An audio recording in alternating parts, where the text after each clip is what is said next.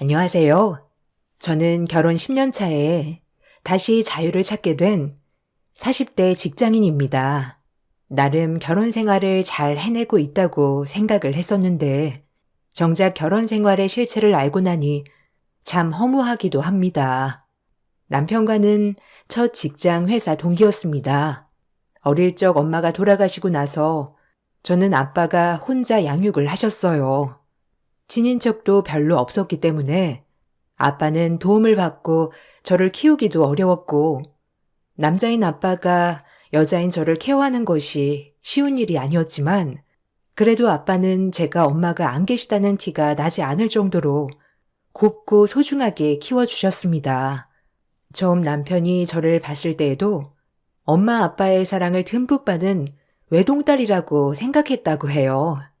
주변에도 말을 하지 않았으면 아빠 혼자 키우는 아이라고 생각하지 않을 정도였죠.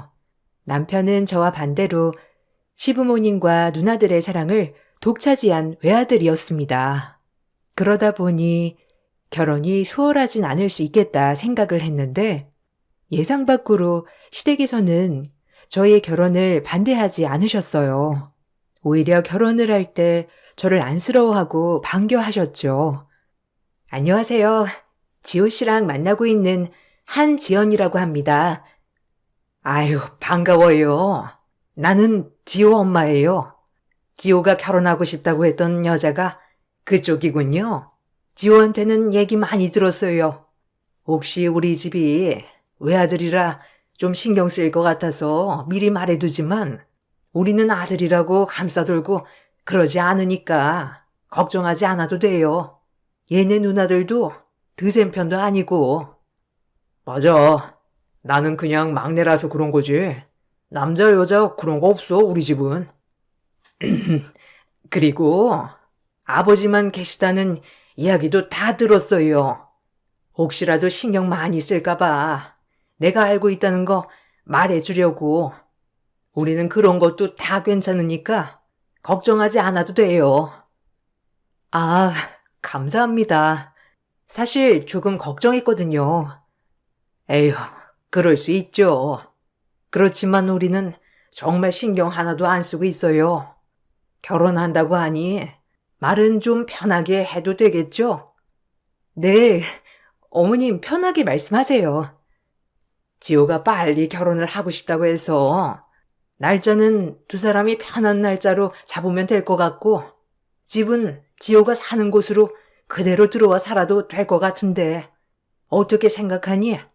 우리는 예물, 예단 이런 건 생략해도 괜찮은데 사돈댁은 어떠실지 모르니까 한번 이 부분도 이야기를 나눠보는 게 좋을 것 같아. 시댁에서는 오히려 쿨하게 결혼을 허락하셨고, 허례허식 없이 결혼식을 치르자며 예물이나 예단도 모두 생략하자고 이야기를 하셨어요. 남편의 누나들이 시집을 간 상황이 아니었기 때문에 사실상 개혼이라 원하시는 부분이 있을 수 있겠다 생각을 했는데, 전혀 그런 것도 없이 편하게 해주셔서 시집 잘 가는구나 생각이 들기도 했습니다. 그렇지만 제가 생각했던 것과는 다른 부분들이 많았어요. 결혼이 끝나고 첫 명절날 시모는 가족들이 다 있는 자리에서 당황스러운 이야기를 꺼내기도 했어요. 엄마는 이제 좋겠네. 외동딸 그 많은 재산 물려받는다며. 그러면 다 지호 거 아니야? 그럼 엄마도 호강할 테고. 예, 무슨 내가 호강하니? 지호가 편하게 사는 거지 뭐. 네? 무슨 얘기를 하시는 건지. 아, 아무것도 아니야. 올케 아버지 사업 크게 하시더라. 결혼식에 오신 분들이 다 놀라더라고. 어떻게 저 사장님 자녀분이랑 결혼을 하게 되었냐면서 다 이야기를 하길래 그냥 좀 알게 되었어. 아, 아니에요. 그냥 작게 사업하시는 건데. 에이, 그게 어떻게 작게 사업하는 거야? 거기 그 동네 사람들은 지역 유지라고 다 아시던데? 우리 지호 벅 터졌네, 정말. 에이, 누나는 무슨? 아직 내가 받은 것도 아닌데. 그래도 하나뿐인 딸한테 재산은 오겠지? 그때 당시 나눈 이야기를 듣고 나서 저는 어떻게 반응을 해야 할지 정말 난감했어요. 남편에게도 말하지 않았던 친정 재산에 대한 이야기를 이미 시댁 식구들이 어느 정도 알고 있다는 것을 듣게 되니 정말 당황스러웠답니다. 명절이 끝나고 집으로 돌아가는 길에 남편에게 당황스러움을 표현하니 대수롭지 않다는 듯이 얘기를 하더라고요. 아까 형님이랑 어머님 하시는 얘기 듣고 나 정말 깜짝 놀랐어. 어떻게 아신 거지? 에이, 아까 얘기했잖아. 결혼식 날 다른 사람들이 하는 얘기를 들었다고. 그냥 그렇게 한 거지. 자세한 건 잘 모를 거야. 결혼해서 첫 명절이라 누나가 분위기 좀 풀어주려고 농담한 거지 뭐. 그러신 거겠지? 혹시나 해서 말하는 건데 우리 집 재산 별로 없어. 그리고 있어도 아빠가 다 쓰시고 가실 거야. 그러시라고 했고. 알겠어. 누가 뭐래? 아버님 다 쓰시고 가셔야지. 나도 별 생각 없어. 남편은 아무렇지 않은 듯 얘기를 했지만 사실 저는 너무나 신경이 쓰였어요. 그동안 아빠의 재산을 노리고 접근한 사람들도 정말 많았고 그래서 결혼에 신중했었는데 이렇게 결혼을 하자마자 다 알게 되었다는 사실에 너무나 신경이 쓰이더라고요. 그렇지만 결혼식 전까지는 이런 것들을 다 모르고 계신 상태에서 저를 허락해 주신 것이라서 남편 말대로 분위기를 풀어주려고 그랬나 보다 생각을 했었죠. 그런데 그 후에도 친정아빠 재산에 대한 이야기를 종종 언급이 되기도 했어요. 마치 지나가는 듯 쓱 흘리는 이야기였지만 저는 찝찝함을 지울 수 없었죠. 시댁 식구들이 모이는 날이면 어김없이 이야기를 꺼내시더라고요. 그래. 사돈 어른은 잘 지내시니? 혼자 계시니까 적적하시겠다. 그렇겠다. 하나밖에 없는 딸이니까 올케가 잘 챙겨야 되겠네. 네, 자주 찾아뵙고 있어요. 아니, 근데 딸도 시집갔고, 그러니 새장가 드시려고 연애하시는 거 아니셔? 아유, 그렇게 되면 또 복잡한데? 네? 어떤 게 복잡해요? 아니, 그렇게 되면 나중에 재산도 새엄마랑 나눠야 되고, 새엄마가 혹시라도 아이라도 낳게 되면 또 그걸 나눠야 되고 복잡하지. 아, 그건, 그건 아빠가 결정하시는 거라서 제가 할 말은 없죠. 예. 그래도 그런 건 딱 잘라서 얘기를 해야지. 새엄마 모시기 싫다고 해야 되는 거야. 네? 아, 그래도 아빠가 외롭고 새로운 분 만나고 싶으시면 그렇게 하시는 거죠. 아휴, 얘가 아직 어리니까 뭘 모르네. 그런 사람들은 다 아빠 재산 노리고 결혼하는 거지. 아빠는 외로우시니까 홀딱 넘어갈 수도 있는 거고. 전 아빠가 그런 분은 안 만나실 거라 생각해요. 아니 뭐 그렇다면 다행이지만 그 재산 다 우리 며느리가 받으면 참 좋겠네. 항상 시댁 식구들이 모일 때면 아빠의 안부를 묻는 척 하면서 재산 이야기를 하곤 했어요. 그런 시모와 시누이의 이야기에 황당함을 느꼈지만 사실 처음에는 어떻게 대응을 해야 하나 싶기도 했죠. 어차피 아빠의 재산을 받을 생각도 없었고 아직 아빠도 젊으시기 때문에 아주 먼 미래의 얘기라고 생각을 했기 때문이었어요. 소소한 일들이 많았지만 그럭저럭 결혼 8년이라는 세월이 흐르게 되었죠. 평생을 고생만 하시던 아빠를 위해서 건강검진을 진행했는데 청천벽력 같은 이야기를 듣게 되었습니다. 아빠가 암 말기라는 사실이었어요. 진행 속도가 빠르고 전이가 이곳저곳 많이 되어서 상황은 급속도로 나빠졌어요. 이미 손을 쓰지 못할 정도로 심한 부분도 있어서 암담한 상황이었습니다. 아빠의 소식을 듣고 나서 시댁에서는 매우 안타까워 하시면서도 뭔가 기대를 하시는 눈치였습니다. 아이고, 이게 무슨 일이라니? 사돈어른은 좀 어떠셔? 많이 안 좋으신 거니? 네, 수술하면서 어느 정도 떼어나긴 했는데 이미 여러 곳에 전이가 되고 상황도 좋지 않아서요. 우선 항암을 받으면서 경과를 지켜봐야 할 것 같다고 하네요. 아이고, 얼마나 속상하니? 많이 안 좋으시다고 하니? 사업은 어떻게 하시기로 하셨어? 아마 일은 이제 정리를 하셔야 할 것 같아요. 나아지신다고 해도 더 이상 사업을 운영하시기는 어려우시지 않을까 싶기도 하고요. 에휴, 그렇구나.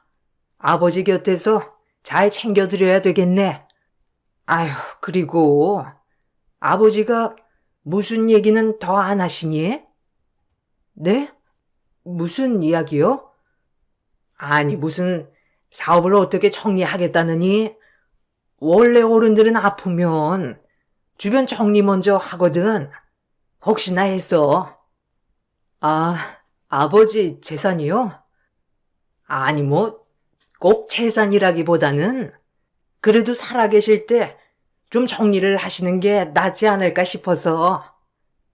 어머님, 아직 저희 아빠 괜찮으세요? 아유, 그래. 그냥 걱정돼서 하는 소리야. 시어머님의 말에 저는 서운함이 느껴졌지만 단순히 눈치 없이 하시는 말씀이라 생각을 했어요. 아버지는 평생 사업을 하셨고 생각보다 사업도 잘 되셨습니다. 동네에서도 잘 사는 집으로 소문이 날 정도였죠. 아무래도 남자 혼자 아이를 키우다 보니 주변에서도 혼처를 소개해 주겠다며 여러 번 이야기를 하셨던 것 같아요. 그렇지만 아빠는 제가 클 때까지는 재혼 생각은 전혀 없다며 다 잘라내셨죠. 제가 결혼을 하고 난 후에도 아빠는 다른 분은 만나지 않으셨어요. 그러다 보니 결국에는 아빠의 재산을 물려받을 사람은 저밖에 없었던 것이죠. 이 사실은 시댁 식구들도 모두 알고 있던 상황이었습니다.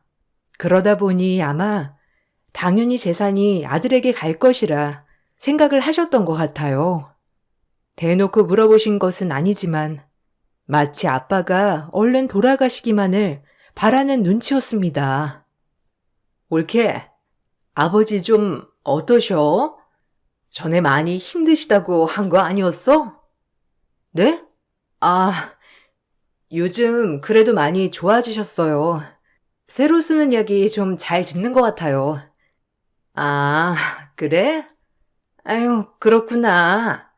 난 또 저번에 너무 심각하게 얘기를 하길래 오늘 내일 하시는 줄 알았지. 그러게요. 그때는 정말 상황이 나쁘셨는데 이렇게 좋아지시니 전 너무 다행이죠. 아이고, 뭐가 다행이야? 어른은 아프면 자식들이 다 고생이다. 봐라, 너도 힘들고 우리 지우도 힘들잖니? 지호 씨는 병간호도 안 하고 있고 그냥 제가 다 하고 있어요. 그러니까 어머님 걱정 안 하셔도 돼요. 병간호 안 해도 힘들지. 걱정하는 게 얼마나 정신적으로 힘든데. 어쨌든 아버님 괜찮아지신다니 다행이구나. 아빠가 치료를 받으시면서 좀 괜찮아졌다고 하면 시댁 식구들은 별로 좋아하지 않으셨어요. 반면에 아빠의 상황이 나빠졌다고 하면 서둘러서 장례 준비를 해야 하는 거 아니냐며 호들갑을 떠시기도 했죠. 그래, 요즘은 아버지 어떠시니?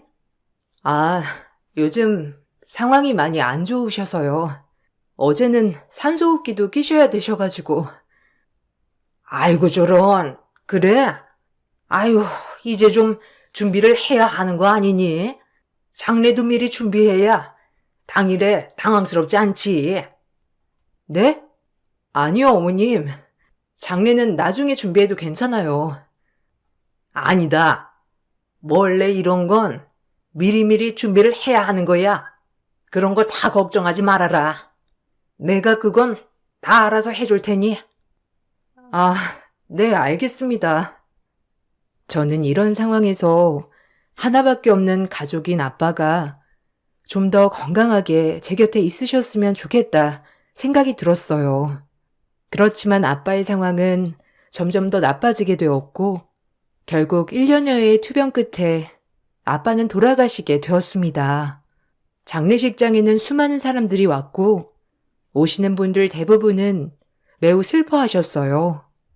그렇지만 시댁 식구들은 슬퍼하기는커녕 다른 것에 더 관심이 있는 듯 했어요. 장례가 진행되면서 슬픔에 빠져 정신이 없었던 저에게 시댁 식구들은 혹시나 아빠가 사회의 재산을 환원한다는 유언을 한 것은 아닌지 확인하기 바빴습니다. 예, 지연아. 좀 괜찮니? 여기 와서 쉬어라. 원래 장례가 힘들고 그런 거야. 네, 감사합니다, 어머님. 그래도 장례 진행 옆에서 도와주셔서 좀 수월하네요. 그래. 아버지 잘 보내드리고 정리도 슬슬 해야지. 시간 지나면 더 정신없으니까 지금부터 하나씩 정리해두는 게 좋아. 정리요? 어떤 거요? 아니, 아버지 유언장이나 이런 건 안 남기셨니? 유언장이 있으면 그거에 따라서 재산이나 이런 것도 다 정리해야 하니까. 아, 아니요. 유언장은 따로 준비하진 않으신 것 같은데요. 아니, 그 전에 하신 말 같은 것도 없으셨어? 뭐 재산을 환원한다든지 이런 이야기나 아니면 채무가 있다든지 이런 거 말이야. 그런 이야기는 전혀 없으셨어요. 그지?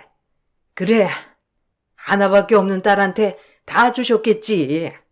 그래, 알겠다. 그럼 장례 끝나고 정리하는 거 내가 도와줄게.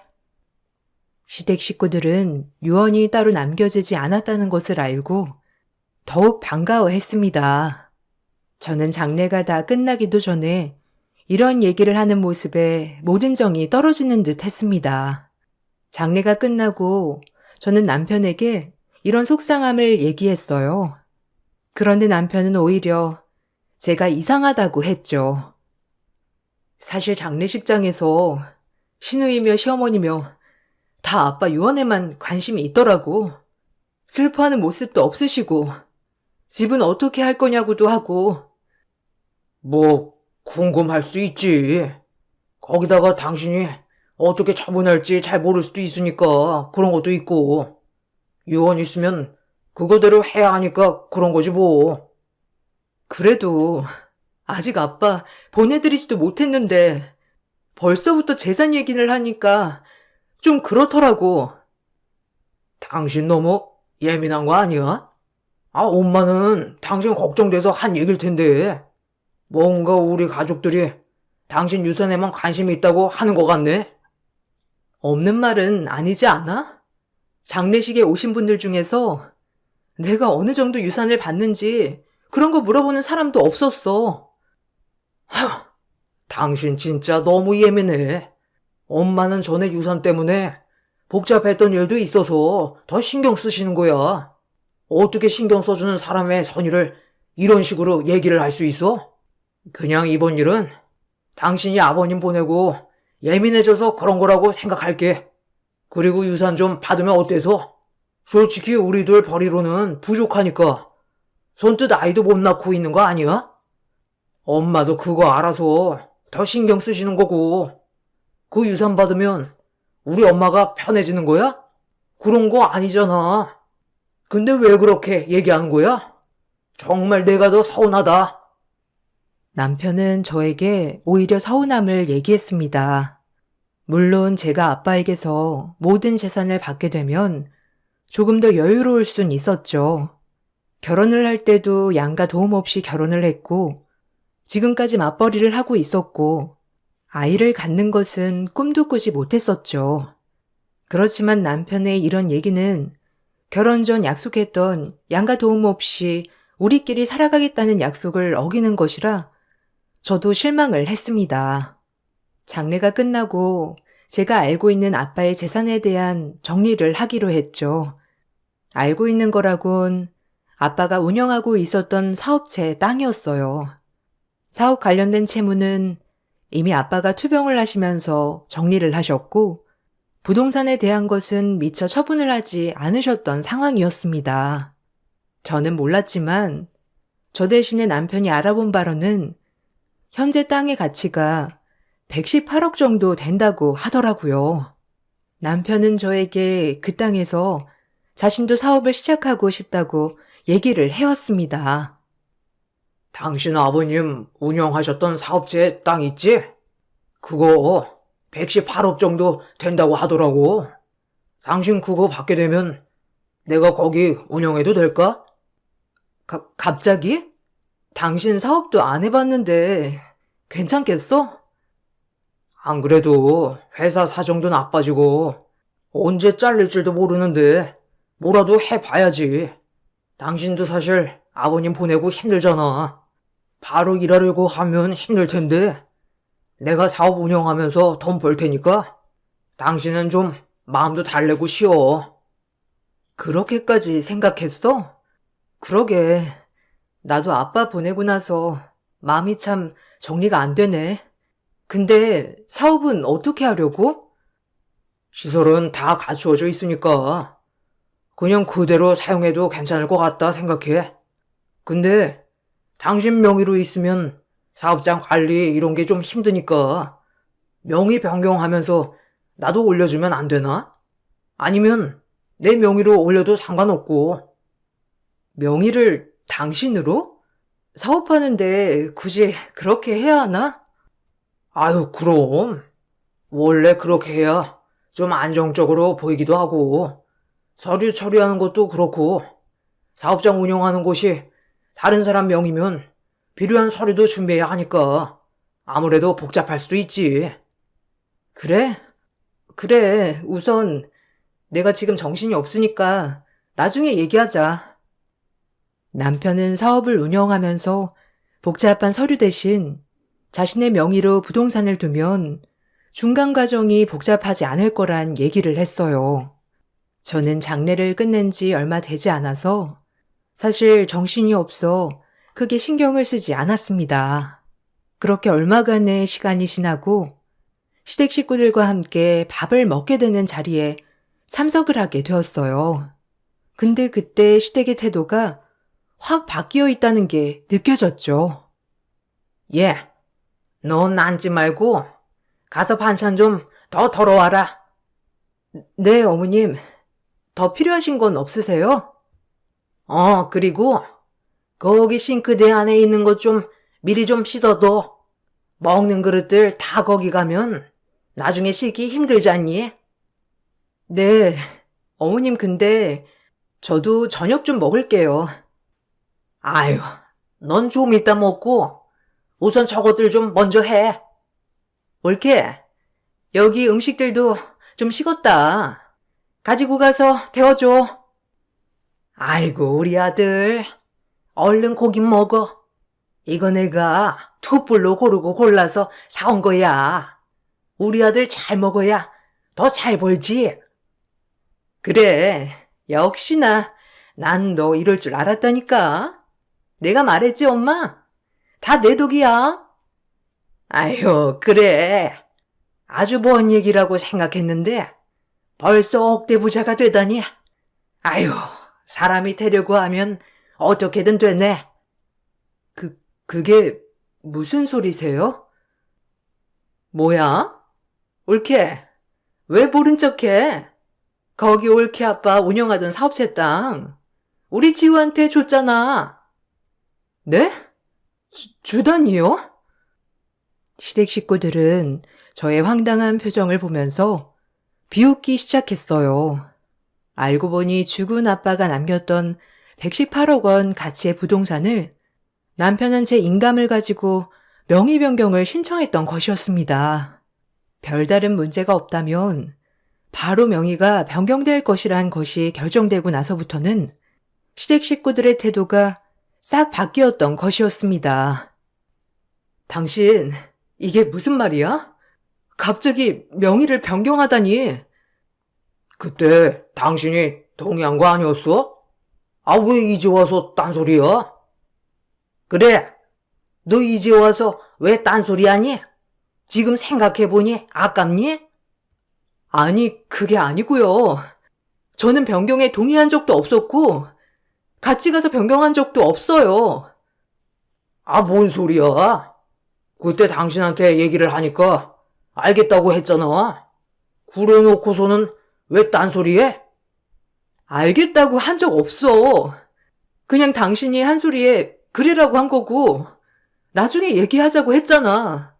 거기다가 내 인감은 어떻게 가지고 갔어? 우리가 남도 아니고 인감이 어디 있는지를 모를 수가 있어? 예, 너 지금 뭐 하는 거니? 이제 와서 딴소리 하는 거니? 아니, 그래서 네 남편이 그 땅 가졌다고 지금 화내는 거야? 참 잘났다, 진짜. 아니, 어머님. 이건 제가 황당한 일 아닌가요? 뭐가 황당하다는 거야? 얘가 너한테 말을 안 했던 것도 아니고. 아니요. 제가 동의한 적이 없는 거라서요. 너 진짜 뭐 하는 거야? 당장 나가! 제가 화를 내자 시댁 식구들은 저에게 더 화를 내기 시작했어요. 이제 와서 딴소리를 한다면서 폭설이 내리던 그날 저를 맨발로 내쫓았습니다. 그 후로 남편은 집으로도 들어오지 않았어요. 오히려 저에게 실망했다며 이혼 신청 서류만 보내왔죠. 저는 남편과 다시 대화를 해보려고 했지만 남편은 아무런 반응을 하지 않았습니다. 아빠가 살던 집으로 들어가 살아야 되겠다 생각을 하고 짐을 옮기던 날 누군가가 벨을 눌렀습니다. 밖을 보니 한 남성이 박스 하나를 들고 있더라고요. 한지연 씨 되시죠? 배달된 물건이 있어서 왔습니다. 네? 여기로 저한테 배달된 물건이 있다고요? 네, 한승주 사장님께서 보내신 물건입니다. 밖에 나가보니 아빠의 유품이라며 이야기를 해왔습니다. 저는 누군가가 아빠의 이름으로 퀵 서비스를 보냈구나 생각을 했습니다. 바로 받아 열어보니 아빠가 작성을 한 유언장이 있었어요. 그 안에는 아빠의 재산 목록들이 있었고 편지도 있었죠. 알고 보니 유품을 배달해온 퀵 서비스맨은 퀵 서비스가 아닌 변호사였습니다. 제가 놀라서 서 있자 변호사는 저에게 바로 설명을 해 주었죠. 안녕하세요. 저는 사장님께서 고용하신 변호사입니다. 돌아가시기 전에 유언장도 남겨두셨고, 이렇게 따님이 집에 오면 전달해달라는 물건도 제가 받아 보관하고 있었습니다. 궁금하신 내용들이 많으실 것 같아서 들어가 설명해 드려도 될까요? 아, 네. 근데 언제 저희 아빠가 이런 걸 남겨두신 거죠? 장례 끝난 지 꽤 지났는데 전혀 모르고 있었어요. 아, 그게 아버님께서 시댁 식구들이 하는 얘기를 들으시고는 바로 작성하셨습니다. 네? 저희 시댁 식구들이요? 네, 그때 한번 병문안을 오셨던 적이 있으시더라고요. 그러다가 우연히 시댁 식구들이 통화하는 걸 듣게 되었는데, 뭐 사장님께서 돌아가시고 나면 유산을 다 따님 남편분이 받으실 거라는 말을 하셨나 보더라고요. 그걸 듣고 나서는 바로 준비를 해야 되겠다고 저에게 연락을 해 오셨습니다. 아, 그런 일이 있었나요? 저는 전혀 몰랐네요. 사장님께서는 아마 따님께서 곤란한 상황이 생길 수도 있을 거라고 얘기를 하셨습니다. 그래서 이렇게 서류도 준비를 해 두셨고, 저도 나름 준비를 하고 있었습니다. 우선 사장님 소유의 부동산이 명의 변경 신청이 되었더라고요. 그거에 대해서 먼저 대응을 해야 할 것 같습니다. 아빠는 돌아가시기 전에 시댁 식구들의 욕심을 아시고서는 이러한 상황이 올 것이라 어느 정도 예상을 한 듯 했어요. 아빠의 선구 안에 다시 한번 놀랐죠.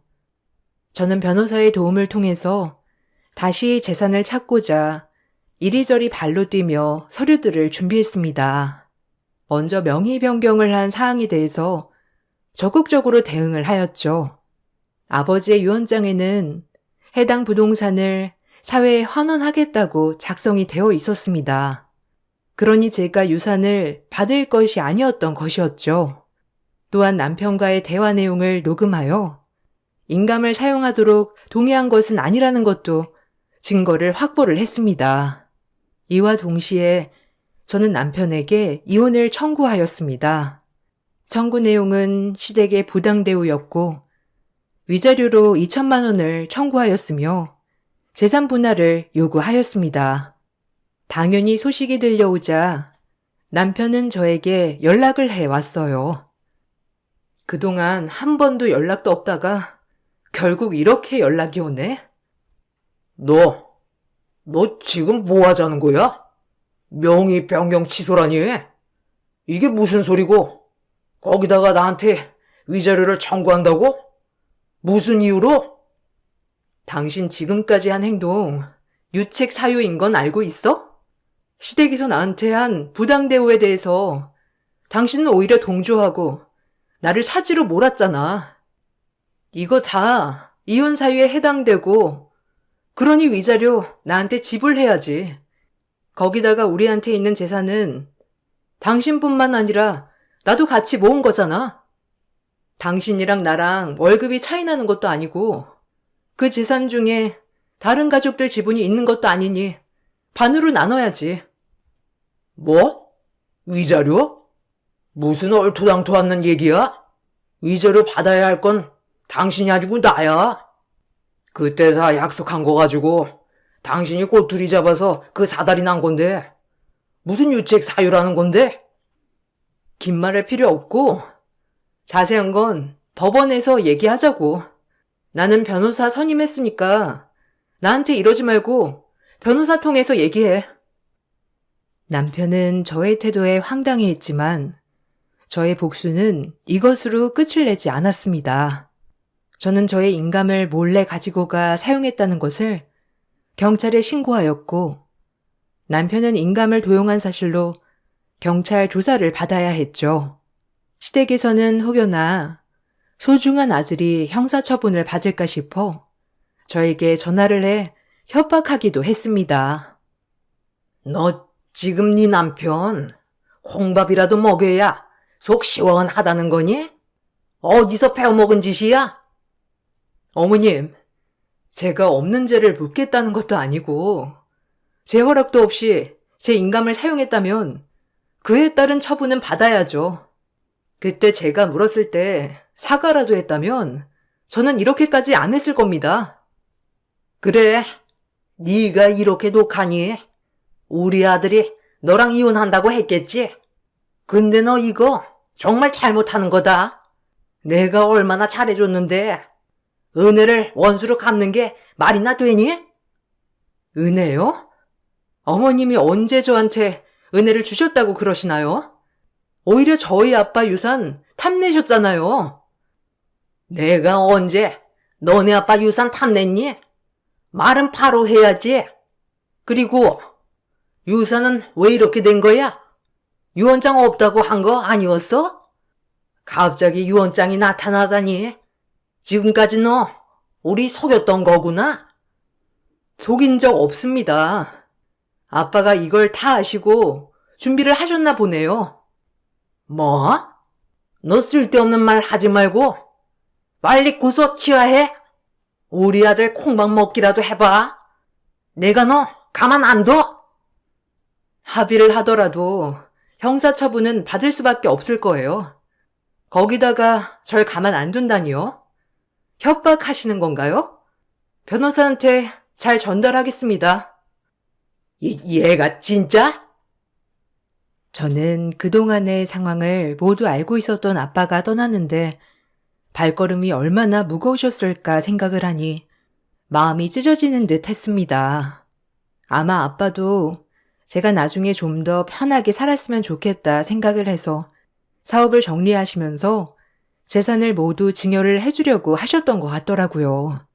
그렇지만 그렇게 되면 결국에는 시댁 식구들에게 뺏길 수도 있겠다 싶어서 이렇게 처리를 해 두신 것 같았습니다.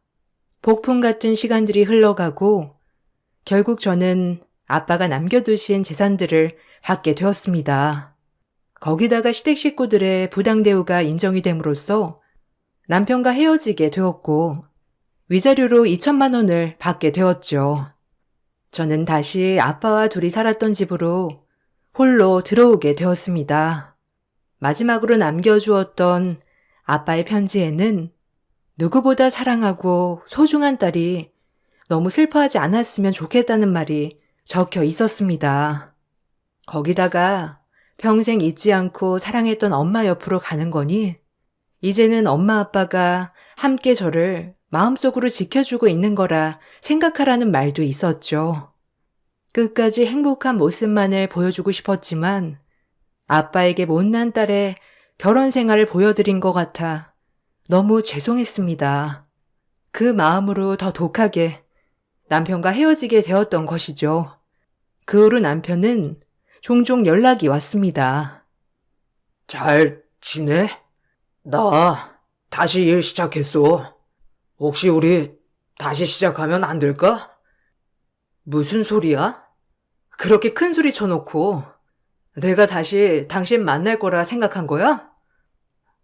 아니 그건 아니고 그냥 종종 생각이 나더라고. 내가 정말 미쳤었나 봐. 평생 갖지 못했던 돈을 갖는다고 생각하니까 미쳤었어 내가. 아니, 나는 매번 얘기를 했었잖아. 우리는 아빠 재산 가질 일 없을 거라고. 항상 난 얘기를 했었고 욕심 부리면 안 된다고 분명 얘기를 했었어. 그런데 당신은 역시나 그 욕심 내려놓지 못했었네. 아니야. 지금은 다 내려놓았어. 그러니 한 번만 기회를 주면 안 될까? 내가 기회를 줘야 하는 이유가 있어? 난 그때 이미 여러 번 기회를 줬던 것 같은데? 당신이랑은 다시 만날 일 없을 거야. 재결합을 바라는 남편에게 저는 더 이상 연락을 하지 않았으면 좋겠다고 이야기를 했습니다. 그 뒤로는 다시 연락은 오지 않더라고요. 아빠가 남겨주신 재산은 아직까지는 어떻게 써야 할지 생각도 나지 않네요. 누군가는 유산을 받으면 그만큼 행복할 거라 생각을 하지만 저는 오히려 씁쓸한 마음이 들기도 합니다. 이 재산을 저에게 주려고 지키기 위해 아빠는 아픈 와중에도 마음을 숨기고 저를 위해 준비해 왔다는 걸 안 이상 이걸 제대로 잘 사용해야 되겠다는 생각을 하고 있어요. 세상에 이제는 저 혼자만 남겨지게 되었지만 엄마와 아빠가 항상 제 마음속에 가까이 계시니 어떤 풍파가 와도 이겨낼 수 있을 것 같아요. 여러분들도 건강 유의하시고 행복하시길 바랄게요. 감사합니다. 안녕하세요. 저는 나이 60에 딸 하나 있는 엄마입니다. 제 딸이 좋은 남자를 만나 결혼을 하려고 계획을 가지고 있었지만 안사돈의 잘못된 행동들이 결국 제 딸과 예비 사이를 갈라놓게 하고 말았습니다. 제가 여기에 사연을 신청한 이유는 저희 가족과 같은 피해를 받지 않으셨으면 좋겠고 만약 여러분들의 자제분들이 결혼을 앞두고 있다면 이런 집안은 피하셨으면 좋겠네요. 제 딸이 결혼을 생각하며 교제를 하고 있는 남자가 있었습니다. 얘기를 들어보면 상당히 좋은 관계를 유지하고 있는 것 같아 보였어요. 둘 사이가 나쁘지 않아 보였고 싸우는 것도 본 적이 없었죠. 그래서 결혼까지 이어지겠구나 생각했었어요. 그리고 언제 한 번은 겪어야 될 일이 오게 되었네요. 저희 집에 인사를 온 예비사이는 딱 봐도 인물도 훤칠하고 성격도 상당히 밝아 보이는 모습이 첫눈에 들어왔고 제 딸이 좋아할 만한 성격을 가지고 있는 걸 단번에 알 수 있었죠. 둘이 좋다는데 제가 뜯어 말릴 이유도 없었습니다. 예비사위는 같은 직종업에 종사하고 있고 둘 다 능력이 좋은 편이라 남들에게 인정을 받고 있었죠. 보통은 같은 환경에서 근무를 하다 보면 그 안에서 대부분 이성을 찾게 되는 것 같아요. 제 딸도 그런 상황이었던 거죠. 그래서 그런지 둘은 대화도 잘 통했고 성격도 비슷해서 앞으로의 결혼 생활은 크게 문제 없을 것 같아 보였어요. 저희 집에 인사 온 건 그냥 형식적인 절차인 것 뿐이지 남편도 그렇고 저도 결혼에 대해 반대를 하지 않았습니다. 딸이 모든 걸 신중하게 결정하는 성격인데 자기 인생을 맡겨야 할 배필을 고르는 중요한 일을 생각 없이 행동하지 않았을 거란 걸 누구보다 저희 부부가 잘 알고 있었어요. 그래서 최대한 즐거운 분위기로 이끌어가면서 좋은 말만 해주고 조언해 줄 수 있는 건 아끼지 않았죠. 둘 다 나이도 어느 정도 있다 보니 최대한 서둘러서 결혼식을 올리는 게 좋을 것 같아 상견례 날짜를 최대한 빠른 시일 내에 잡길 원했습니다. 그런데 제가 둘의 결혼을 너무 당연시하게 생각했던 건지 예상치 못한 일들이 제 딸이 아닌 저에게 닥쳤습니다. 예비사위가 저희 집에 인사 왔을 때 아무 조건 안 보고 결혼을 허락했는데 사돈 측에선 저와 남편을 문제 삼고 결혼을 반대하게 되었죠. 안색이 안 좋은 상태로 집에 들어온 딸의 입에서 아빠 엄마의 직업 때문에 결혼을 하지 못할 수도 있다는 말을 들었을 때 상당한 충격으로 다가왔었습니다. 사돈댁에서 그런 식으로 나올지 몰랐거든요. 정말 사돈분들이 그런 식으로 얘기했다는 거야? 너는 마음에 드는데 아빠 엄마의 직업에 흠이 있어서 결혼이 꺼려진다고? 지금 엄마가 너무 당황해서 말도 안 나오는데 사돈분들의 입장을 이해하려 해도 납득이 되지 않으니까 어떤 식으로 받아들여야 할지 모르겠네. 아빠 엄마 직업이 어때서? 식당에서 일하는 게 왜 문제가 되는 거지? 예비사위 집안은 어떤데? 우리와 비교도 할 수 없을 만큼 엄청나게 체력이 좋은 집안인 거야? 사돈분들이 뭐라고 하시는데? 집안 전체가 균형을 이루지 못하는 것 같아서 결혼에 대해 고민을 할 수밖에 없다고 하시는데 내가 거기에다 대고 무슨 말을 더해. 얼마나 어이가 없던지. 처음 인사드리러 갔을 때부터 나를 위아래로 훑어보는 것도 기분이 안 좋았는데 자리에 앉자마자 부모님이 식당에서 일을 하신다니까 상당히 불쾌한 얼굴을 하고 계시더라고. 그래서 왜 그게 문제가 되냐고 다시 되물으니까 흙수저가 금수저 하나 맞는 것 뿐이지 집안 전체를 따지고 봤을 때 누가 봐도 흙수저 집안이라고 무시하시길래 더 이상 그 자리에서 머물러 있는 게 미련한 짓인 것 같아 더는 얘기하고 싶지 않다며 그 집에서 그냥 나와버렸어. 그 집안이 얼마나 잘 사는지는 몰라도 우리 가족을 무시하는 건 절대 용납할 수 없거든. 딸은 화가 잔뜩 올라온 상태였어요. 제가 봤을 때도 확실히 사돈분들의 행동은 문제가 있어 보였습니다. 남편은 옆에서 딸의 말을 듣자마자 결혼 얘기는 없었던 걸로 하는 게 좋을 것 같다며 화를 내고 있었습니다. 그런데 딸의 핸드폰으로 계속해서 예비사위한테 전화가 오더군요.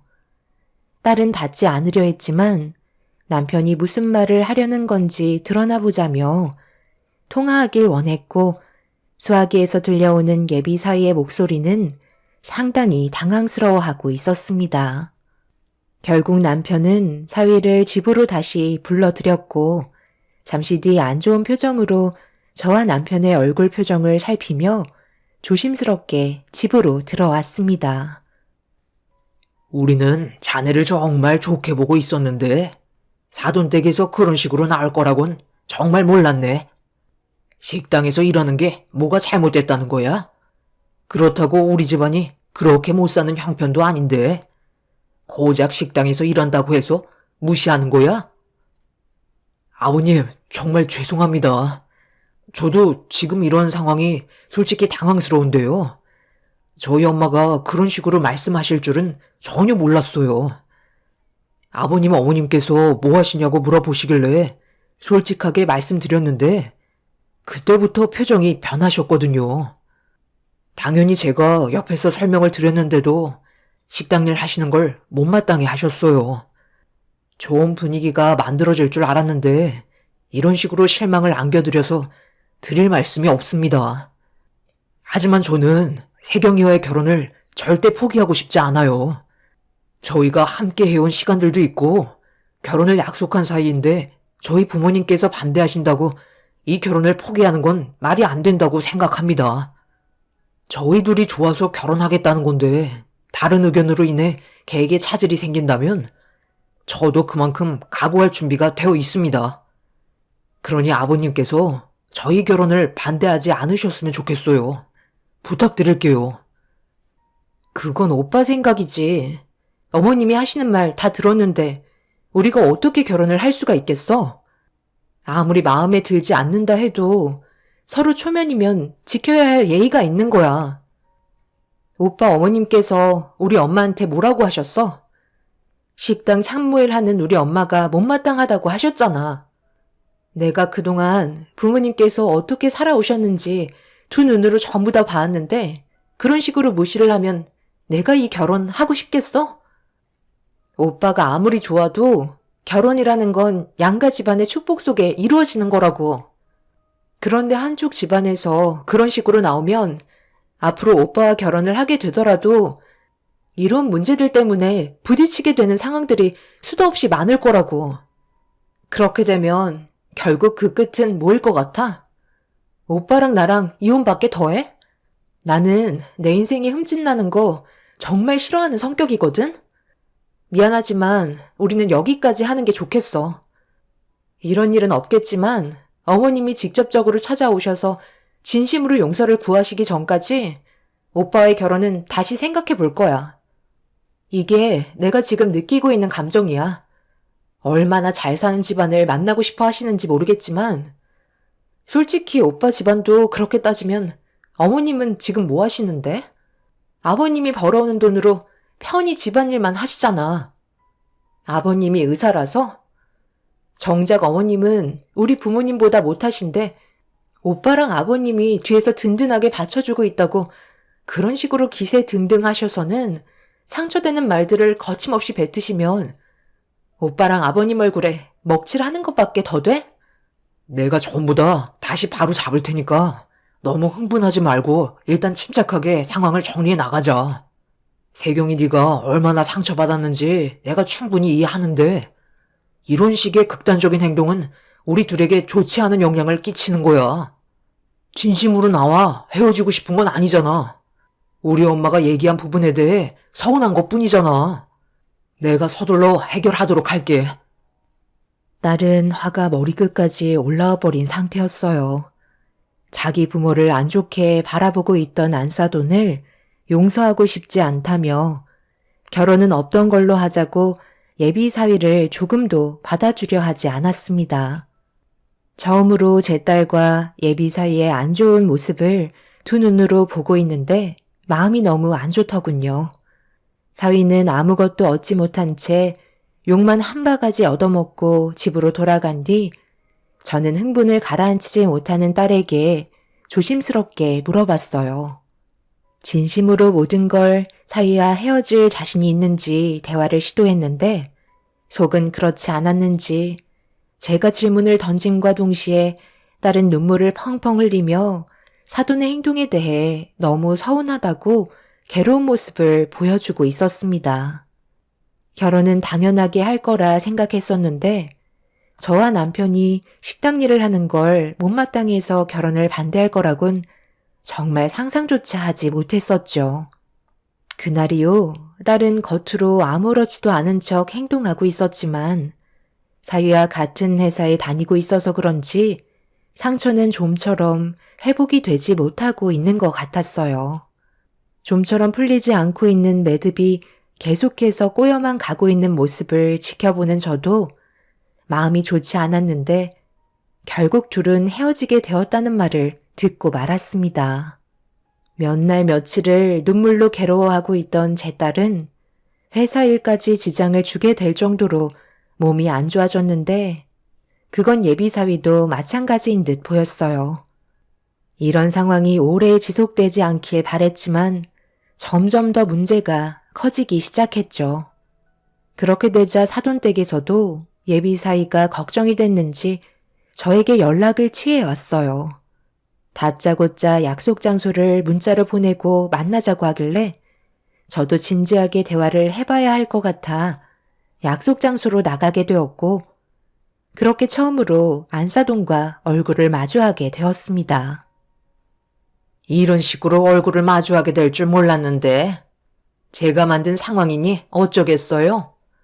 수습도 제가 해야 되겠죠. 왜 이렇게 됐는지 세경이 어머님도 어느 정도 알고 계실 테니 본론만 말씀드릴게요. 제 아들과 세경이 결혼할 수 있도록 허락하겠습니다. 이러다 제 아들까지 죽어나가게 생겼네요. 요 며칠간 회사를 못 나가고 있는데 아시겠지만 빠지는 것도 하루 이틀이지. 이런 식으로 계속 안 좋은 상황으로 유지가 된다면 나중에는 정말 회사에서 나오게 될지도 모른다고요. 저는 그렇게까지 안 좋은 방향으로 흘러가는 건 보고 싶지 않습니다. 그건 사돈도 저와 같은 생각이시죠? 자기 자식이 힘들어하는 걸 누가 보고 싶겠어요? 금융회사가 장난도 아니고 둘 다 정말 힘들게 들어간 회사인데 제가 사돈 식당 일을 못마땅해 한다고 결혼을 반대하면 둘 중 하나는 결국 퇴사를 하게 될 거 아니에요. 저는 그게 제 아들이 될까봐 매일 불안에 떨며 살고 있네요. 그러니 결혼 허락하겠습니다. 지금 둘이 헤어진 상태라는데 사부인께서 따님 잘 설득해서 다시 제 아들과 이어질 수 있게 연결 부탁드릴게요. 제가 실수한 건 인정할 테니 사돈도 그만 기분 풀어주셨으면 좋겠네요. 그렇게 해주실 거라 믿겠습니다. 둘 다 비슷한 조건이고 앞으로 잘 살기만 바라면 아무런 문제가 없는 건데 사돈께서 왜 이런 식으로 일을 크게 만드셨는지 저는 정말 이해를 하지 못하겠네요. 제 딸 연봉 1억입니다. 사위도 1억이 넘는다는 걸 아는데 그럼 앞으로 살아가는데 전혀 문제가 없지 않나요? 제가 식당 일을 하는 게 그렇게 못마땅하셨어요? 일이 이 지경이 되기 전에 한 번 더 생각을 하셔도 되는 건데 결국 이런 사태가 오고 나서야 사위가 회사에서 미끄러지기라도 할까봐 그게 아쉬워서 지금 저와 만나자고 한 거잖아요. 그런데 저를 보며 말씀하신 태도가 제 딸을 어쩔 수 없이 받아주는 거니 군말하지 말고 받아들이라는 말처럼 들리네요. 실수하신 부분에 대해 조금도 잘못을 인정하고 계신 것 같지 않으신데요? 이 문제는 저보다 제 딸과 푸셔야 할 것 같습니다. 누구보다 상처를 많이 받아서 헤어지자는 말까지 나온 마당에 저와 해결 본다고 달라지는 건 전혀 없으세요. 제 딸에게 사돈께서 먼저 손 내미시는 건 자존심이 허락하지 않으신 건가요? 저를 어떻게 생각하시는지 그건 중요하지 않아요. 제 딸의 마음에 상처를 낸 부분에 대해 먼저 어루만져 주시는 게 우선일 것 같습니다. 원하시는 걸 얻으시려면 당연히 그만큼 많은 부분들에 대해 내려놓아야 할 때가 있는 겁니다. 저는 할 말 끝났으니 일어나 보겠습니다. 안사돈은 상당히 불쾌하다는 얼굴로 저를 바라보며 아무 말도 하지 않고 있었습니다. 더 이상의 대화를 이어나가봤자 똑같은 말만 반복될 것 같아 먼저 자리에서 일어나 집으로 돌아왔네요. 저희가 잘못한 부분이 있었던 것도 아닌데 굳이 아쉬운 소리 할 필요는 없다고 생각했었어요. 그리고 며칠 뒤 아쉬운 사람이 우물을 판다고 사돈이 제 딸과 약속을 잡게 되었고 결국 진심으로 사과를 하신 뒤 결혼까지 허락한다는 말로 마무리를 짓게 되었죠. 그렇게 제 딸과 예비 사이의 관계도 다시 예전처럼 돌아왔고 예정대로 상견례 날짜를 잡게 되었습니다. 그런데 사람의 본성은 쉽게 바뀌지 않더군요. 상견례가 별거 있나요? 그냥 서로 얼굴 보고 인사하고 좋은 말 주고받으면서 시간 때우다가 돌아가면 되는 거죠. 이왕 모두가 한자리에 모인 만큼 이거 하나만 확실하게 짚고 넘어가고 싶네요. 결혼이 애들 장난도 아니고 그만큼 신중해야 되는 거라 저도 사돈어른의 집안을 안 볼 수 없었습니다. 그 정도는 누구나 똑같다고 생각합니다. 단지 제가 생각한 기준에 사돈 집안이 부족했던 것뿐이고 그걸로 인해 세경이가 서운하게 받아들인 것뿐이죠. 얼마 전에 세경이와 따로 만나서 많은 대화를 주고받긴 했는데 둘이 좋다면 저도 더 이상 관여하지 않겠습니다. 쓸데없는 말을 해서 둘에게 안 좋은 영향을 많이 끼치고 있다는 걸 알 수 있었고 저도 안 좋아지는 상황을 바라지 않으니까요. 그래서 둘이 결혼을 하면 세경이와 좀 더 가까워지는 시간을 가지고 서로에 대해 알아가고 싶어서 몇 년간은 저희 집에 들어와 같이 살았으면 좋겠거든요. 어차피 나중에는 분가를 하게 될 테지만 결혼하고 나서 바로 떨어져서 산다면 아들을 끼고 살았던 제 입장에서는 정신적으로 상당히 힘든 시간들이 될 것 같아서요. 그래서 어느 정도는 적응하는 시간이 필요하지 않을까 생각됩니다. 오랜 시간 함께 살자는 게 아니라 2, 3년 정도면 적당할 것 같거든요. 그 사이 아이가 생기기라도 한다면 어차피 도움도 받아야 하니까 아이의 눌러붙어 살아도 되고요. 제가 원하는 건 딱 여기까지입니다. 사돈, 그런 개인적인 생각을 제 딸에게 따르라고 하는 건 무리가 있는 듯 싶은데요. 결혼을 허락하셨으면 당연히 앞으로 잘 살아갈 수 있게 부모는 뒤에서 지켜봐야 하는 게 맞는 거라 생각합니다. 결혼을 하게 해줘놓고 왜 자식들을 품에 끼고 살으려 하시는지 도통 이해가 되지 않네요. 반대로 제가 사위를 집안으로 들인다면 사돈 입장에서는 어떻겠어요? 받아들여 주시겠나요? 둘의 결혼을 허락하자는 자리이고 앞으로 서로에 대해 좋은 말들만 해줘도 모자랄 시간에 사돈의 발언은 지금의 상견례 자리의 분위기를 흐릴 뿐입니다. 그리고 자식들의 의견이 제일 중요한 거 아닐까요? 다들 어떻게 생각하니? 저희 엄마가 이런 생각을 가지고 계실지 전혀 몰랐어요. 하지만 같이 살아갈 순 없어요. 그건 저도 불편하고 결혼을 했으면 당연히 따로 살아야 하는 게 맞는 거죠. 제가 원하지 않기 때문에 엄마의 의견은 받아들일 수 없을 것 같아요. 저도 같은 생각이에요. 신혼을 그렇게 보내고 싶지 않을 뿐더러 저는 오빠와 마음 편히 생활하고 싶어요. 그러니까 내 의견에 모두가 반대를 한다는 거네. 내가 좋게 얘기한 건 눈치껏 행동하라고 얘기한 건데 들어주지 않겠다는 건 결혼을 하지 않겠다는 거와 같은 거 아니야? 양보를 어느 정도 했으면 돌아오는 게 있어야 하는 건데 왜 내 의견을 들어주려 하지 않는 거지? 이렇게 되면 나도 결혼 허락을 할 수가 없지.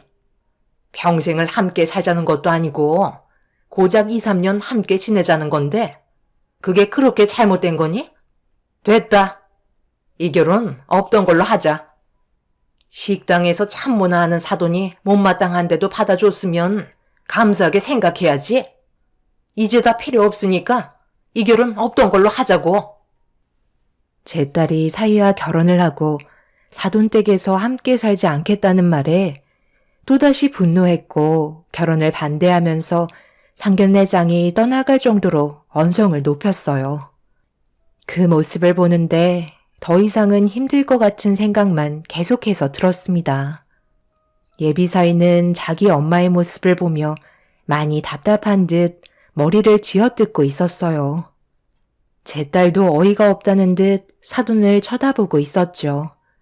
남편도 더는 듣고 싶지 않았는지 자리에서 일어났고 저희 가족 모두는 결혼은 없던 걸로 하자며 상견례장에서 나오려 하는데 묵묵히 말수를 아끼고 계신 사돈어른이 저희를 멈춰 세우셨네요.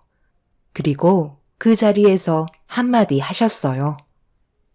제 안사람이 많이 부족해서 면목이 없습니다. 오늘이 정말 중요한 자리인데 이런 식으로 나올 줄은 전혀 예상하지 못했네요. 저는 아들이 행복했으면 좋겠어요. 그런데 계속 안 좋은 일이 반복해서 생기니 저도 해결 방법을 찾아봐야 할 것 같네요. 조만간 다시 연락을 드릴 테니 너무 극단적으로 생각하지 마시고 일단 마음부터 풀어주셨으면 좋겠습니다. 아들, 사돈분들 가신다니 배웅해 드려야지. 아빠는 엄마와 따로 대화를 좀 해야 할 것 같으니 나중에 집에서 보도록 하자. 사돈 어른은 안사돈과 진지한 대화를 나누기 시작했고 저희는 결국 집으로 돌아올 수밖에 없었습니다. 사위가 저희 집까지 뒤따라와서 또다시 고개를 숙여야 하는 상황이 만들어지게 되었고 그런 모습을 보고 있던 남편이 사람마다 생각하는 게 달라서 그런 거라며 더 이상 사위가 미안해하지 않았으면 좋겠다고 불쌍하게 바라보고 있었습니다. 결혼이 이렇게까지 힘들 줄 몰랐는데 또 다시 이런 상황이 닥치게 되니 저희도 많이 지치게 되더군요. 남편은 사위에게 좋은 말을 아끼지 않았고 많은 위로를 해주며 힘을 실어 주었네요. 안사돈만 정상적인 사고방식을 가지고 있었다면 이런 일은 전혀 없었겠죠. 상견례가 엎어졌으니 결혼식도 자연스럽게 없던 일로 되어가게 되면서 딸도 더 이상 미련이 없었는지 아무 말도 하지 않았습니다. 그런데 어느 날 퇴근하고 집에 들어온 딸이 어이가 없다는 표정으로 예비사위와 나눴던 대화 내용에 대해 들려주었는데 너무 어이가 없어 아무 말도 할 수가 없겠더라고요. 사돈어른이 예비사위와 제 딸의 결혼을 허락해 주는 게 좋을 것 같다고 지속적으로 설득을 시켰는데 안사돈은 받아주기 싫다며 식음을 전폐하고 방에서 나오지 않고 있다며 며칠째 물 한 모금도 안 마시고 있다는 충격적인 말을 듣게 되었죠. 그렇게까지 저희 가족이 싫은 건지 이해할 수 없었습니다. 그런데 사돈 어른도 사람인지라 참는데 한계를 느끼셨고 혼자서 고집을 부리는 안사돈을 집 밖으로 내쫓아 버렸다는 소식을 딸을 통해서 접할 수 있었어요. 사위는 이런 안 좋은 집안 분위기 속에 제 딸과 결혼을 해야 되는 게 맞는 거냐고 고민을 털어놓게 되었던 건데 사돈의 행동이 질려버린 딸은 결혼은 없던 일로 하자며 더는 관계 발전을 하지 않기로 했다고 확실하게 마음을 정리한 걸 보여주었습니다. 이런 상황들을 전부 다 알려준 딸은 두 번의 경험 끝에 단단해졌는지 빨리 회복해서 정상적인 생활이 가능했지만 예비사위는 그렇지 못했는지 현실을 받아들이길 힘들어하고 있었어요. 그리고 그런 모습을 계속해서 지켜보고 계시던 사돈 어른께서 그동안 안사돈의 여러 가지 행동들에 대해 많이 질려하셨는지 사돈 어른 몰래 투자를 하다가 사기까지 당했던 이력들도 참아왔었는데 아들 결혼까지 망치려는 행동들에 참지 못해 폭발하셨고 더는 같이 살기 힘들다며 이혼까지 생각하고 있다는 소식을 듣게 되었습니다.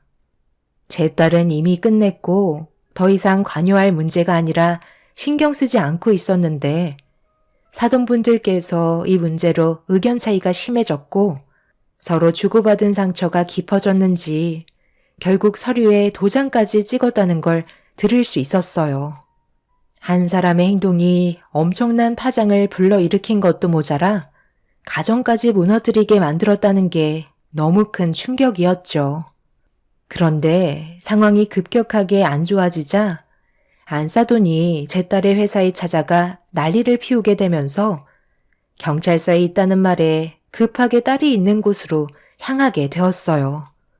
딸은 머리가 산발이 되어서는 눈물을 흘리고 있었고 안사돈은 제 딸을 가만두지 않겠다며 경찰서가 떠나갈 정도로 난리를 치고 있었습니다. 제가 그 모습을 보자마자 눈이 뒤집혀서 달려들었네요. 그렇게 한바탕 난리가 난 이후 저희는 사위가 보였던 행동들이 있어서 마지막으로 합의를 한 다음 사돈댁과 관계를 정리하게 되었습니다. 사돈 어른은 안사돈과 이혼을 했으니 언제나 길은 열려 있다며 시간을 두고 천천히 생각하라고 했지만 저희 가족은 너무 크게 되어서 더는 엮이고 싶지 않았어요. 그날 이후 사이는 다른 회사로 옮기게 되었고 1년이라는 시간이 훌쩍 지나가 버렸죠. 저희 가족은 정상적인 생활을 하면서 다시 자리를 잡고 생활하고 있는데 어느 날 깜짝 놀랄 만한 일이 눈앞에 펼쳐지고 말았습니다. 꽤 큰 회사에 저희 부부가 입찰에 성공을 해서 구내식당의 운영권을 계약하게 되었고 인원 충당을 위해 주방에서 일하실 분들을 모집하고 있었는데 제 앞에 안사돈이 쭈뼛거리며 가까이 다가오고 있었어요. 영양사님, 이번에 주방에서 일하시겠다고 면접을 오신 분이세요. 주방 일이 서툴다고 하시는데 열심히 일하겠다고 하셔서 일단 모셔왔거든요. 면접 보시고 결과는 나중에 따로 알려주시면 될 것 같습니다. 그럼 대화 나누세요. 아니, 어떻게 사돈이 여기에서 일을 하고 계신 거죠? 여긴 회사 내에 있는 구내식당인데 일반 동네 식당 아니었어요? 그것보다 그쪽이 어떻게 이런 구차한 곳에 면접을 다 보러 오신 거죠? 이혼하셨다는 소식은 들었는데요. 그래도 그동안 가지고 계셨던 재산이 꽤 많으셨을 텐데 무슨 문제가 생기신 건가요? 주방 일을 하시겠다고 면접까지 보러 다니시는 줄은 정말 몰랐네요. 주방 일도 안 해보셨을 텐데 웬만하면 다른 일을 알아보시지 그러세요. 저는 받아줄 생각이 없네요. 한 번만 부탁드릴게요. 저 다시 제자리로 돌아가고 싶어요.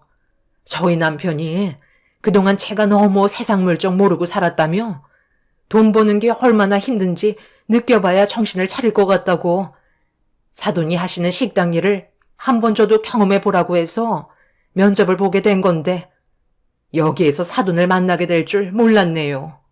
한 번만 받아주세요. 다시 제자리로 돌아가려면 제가 얼마나 열심히 일을 했는지 그이가 봐야 한다고요. 다시 재결합을 할 수 있는 방법이 이것밖에 없어요. 가정으로 돌아갈 수 있게 사돈께서 도와주시면 안 될까요? 그때 일은 벌써 지난 일이고 이미 1년이나 흘러갔는데 저만 아직까지 정상적인 생활을 하지 못하고 있어요. 이대로 평생 살고 싶지 않아요. 사돈께서 저를 한 번만 불쌍히 생각해 주시고 일 좀 가르쳐 주세요. 부탁드릴게요. 세상 참 좁다고 이런 곳에서 사돈을 다시 만나게 될 줄 전혀 몰랐습니다. 주방에서 일한다고 무시할 땐 언제고 제 앞에 나타나 면접을 보러 온 사돈의 모습을 보니 정말 어이가 없었네요. 들어보니 이혼을 할 때 얼마의 재산을 가지고 나왔는데 그것도 전부 잘못된 투자로 탕진하게 되면서 생활이 궁핍해지자 다시 사돈어른과 재결합을 하고 싶다며 받아달라고 애원을 하면서 이런 사태까지 벌어진 것 같습니다. 사돈이 저희를 무시한 직업에 대해 경험을 해보라며 지시를 내려서 움직이곤 있지만 사람의 본성이 어디 가겠나요. 제 딸과 사이의 결혼을 막아서고 눈물을 쏟게 만들었으면서 정작 본인은 살겠다고 저에게 도움의 손길을 내밀고 있는 안사돈을 보고 있으니 너무 화가 치밀어 오르네요. 더 이상 연관도 없는 사람인데 한 공간에 있고 싶은 마음은 솔직히 없습니다. 새해에 입찰을 받아서 앞으로 몇 년간 활동해야 될 구내식당에서 사돈과 부딪히다 보면 분명 또 다른 사건이 시작되겠죠. 남편도 받아주지 말라고 하네요. 날은 이 사실을 모르고 있습니다. 본인이 잘못한 대가에 대해 충분히 받았으면 좋겠네요. 제 사연 들어주신 분들께서 이런 사람을 사돈으로 맡게 되신다면 절대 결혼을 반대하셨으면 좋겠어요. 모두가 힘들어지는 길을 선택하는 겁니다. 새해에도 모든 분들 건강하시고 소망하시는 일 모두 이루시길 바랍니다. 감사합니다. 안녕하세요. 제가 여기에 사연을 쓰게 될 거라 전혀 생각하지 못했었는데 동네의 친한 주민분의 도움을 받아 제가 겪게 된 충격적인 일들을 여러분들께 꺼내보려 합니다. 그때의 사건이 일어난 지 벌써 1년이라는 시간이 지났습니다. 저희 가족들은 항상 서로를 위했고 아껴주며 모임을 자주 가졌어요. 그동안 크게 문제되는 일 없이 잘 지내왔었고 남편과 제가 때가 돼서 세상을 떠나도 서로 좋은 관계를 유지하길 바란다고 만나면 항상 얘기했어요. 자식들은 웃으면서 걱정하지 말라고 안심시켜 주었습니다. 그리고 식사를 하던 도중 자식들이 하나같이 여행 한번 가자며 효도 관광 보내주겠다고 여행 계획을 짜기 시작했어요. 분위기 타면 무조건 저지르고 봐야 하는 성격들이라 난감했었죠. 무슨 효도 관광이냐? 그런 거 안 챙겨도 되니까 너희들이나 서로 우애 좋게 지내거라. 몸도 불편해서 움직이기 힘들다. 다리 불편하시다고 계속 집에만 계시는 것도 안 좋아요. 몸에 근육이 어느 정도 있어야 아픈 것도 없는 거예요. 그래요. 엄마는 뭐만 하자고 하면 꼭 빠지려고 하시더라. 이번에는 같이 움직이는 게 좋을 것 같아요. 어머님이 몸 건강하셔야 저희도 마음이 놓이죠. 그리고 좋은 추억 많이 만들면 좋잖아요. 오래간만에 바람도 좀 쐬고요. 당신 생각은 어때요? 저는 당신이 하자는 대로 할 테니까 원하시는 대로 결정하세요. 어떻게 했으면 좋겠어요? 우리가 개인적으로 움직일 수 있는 것도 아니고 이럴 때 함께하면 좋잖아. 나도 바람 좀 쐬고 싶긴 하지. 그럼 말 나온 김에 저희 제주도로 여행 가는 건 어때요? 지금 날씨도 따뜻해서 놀러 가기 딱 좋은 날씨인데요? 제주도? 그러게까지 멀리 가게? 우리가 체력적으로 가능할지 모르겠네. 너희들이랑 같이 다니면 짐스럽게 느껴질 거야. 무슨 짐스럽다는 말을 하세요? 그런 말씀 하시는 거 아니에요. 여태까지 저희가 잘 살아갈 수 있게 키워주셨으니 당연히 저희도 아버지 어머니께 보답해 드려야죠. 저희도 추억 많이 만들고 싶고 후회하고 싶은 삶 살고 싶지 않아요. 자식들은 점점 분위기가 고조됐고 여행 위주로 대화를 이어나가기 시작했어요. 각자 바쁜 일상 속에 최소 한 달에 한 번은 모두가 모여 이런저런 얘기하면서 식사하는 자리를 만들지만 그렇다고 여행은 쉽게 움직일 수 없었기 때문에 제주도라는 말이 셋째 며느리가 꺼냄과 동시에 진지한 대화가 이어졌어요. 모두가 다 같이 제주도로 가고 싶어 했고 제일 여행을 많이 다니는 둘째 아들이 주도적으로 계획하기 시작했습니다. 날짜를 서로 맞추기 시작하면서 며칠 동안 철저한 계획을 하기 시작했어요. 확실하게 움직이려는 것 같았고 남편은 제주도 여행을 간다는 거에 들떠 있었습니다.